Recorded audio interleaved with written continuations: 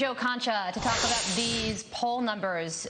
Joe, you'd think that they would be a wake-up call to the administration because they are, consistently low. Is this the definition of insanity? You're doing the same thing over and over and again and expecting a different result because they haven't changed their strategy.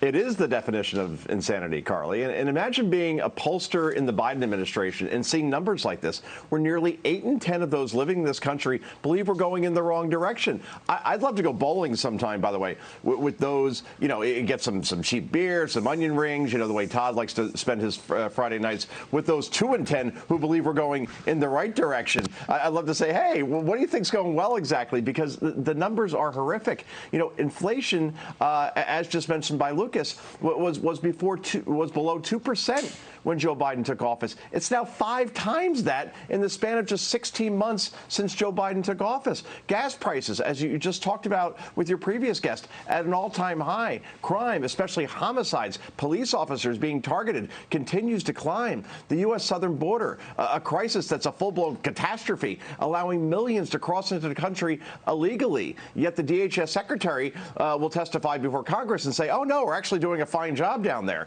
And there's this growing perception that this president is too old and more importantly, too incompetent, regardless of age, to fix any of this. And once that perception is made, it's very hard to put Humpty Dumpty back together, Todd. Joe, you know perfectly well there are no onion rings on my Friday nights anymore. It's all bath time for the baby and in bed immediately thereafter. Anymore. I used to love the onion rings. Meantime, they're babysitters. I can't afford them because of inflation, Joe. Even the Washington Post now bashing President Biden's handling of inflation. Again, this isn't the Babylon Bee. This isn't the federal. This is the Washington Post editorial board writing, quote, the White House has been suffering from magical thinking on inflation, and sadly that continues for much of the last year. The Biden administration wrongly told the American public that rising prices would be short-lived. When it became clear that inflation would not come down on its own, the White House began a blame game. That's a perfect synopsis, by the way. And again, it is coming from the Washington Post. If he's lost the Washington Post, Joe, are Biden and, quite frankly, the Democrats in 2022 dead to rights?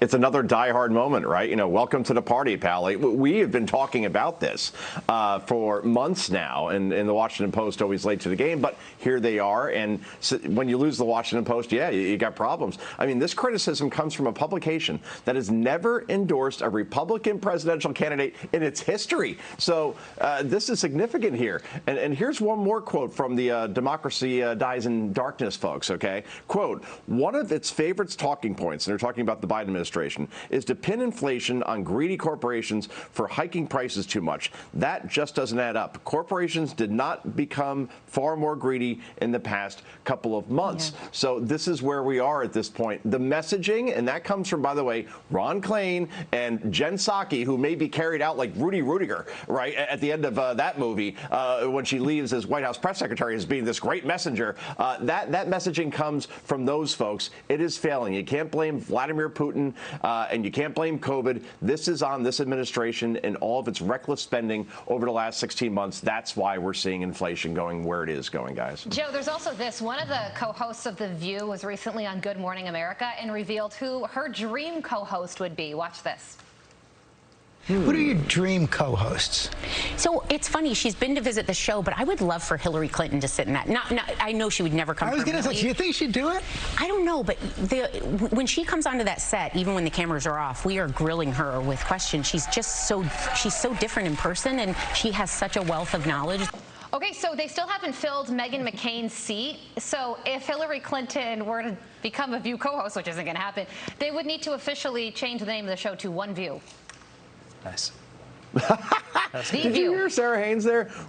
When she comes on, we grill her with questions. Grill? Oh, come on. It's a standing ovation, hugs, kisses. It's cotton candy time, right? But she would fit right in, Carly, because she is unlikable, so check that off. Not authentic. Also check that off. Well, hey, look, the voters have spoken, right? I could see her completely joining The View. Then she could have her public therapy session like she's talking to Dr. Melfi every day for minutes on end. And that would be great. So sure. But she would be great for the Meghan McCain seat because right now they're filling it with people that support Joe Biden. That's supposed to be the conservative on the show, and they can't even do that right. So sure, why not? Give her a glass of wine and let her go. Yep, that's right. There's no wine on The View, I don't think, or Walks in the Woods. Remember when she was doing that? Yeah. There's Joe Concha. That's right. Joe. We're bourbon people ourselves, Carly. Have a great weekend, We are friend. bourbon people. Have a great weekend. Enjoy your onion rings. Happy Friday the 13th. Oh, boy, that's right. It is Bye. Friday the 13th. I'll have some onion rings now. Yikes. Yummy. All right, see you, Joe.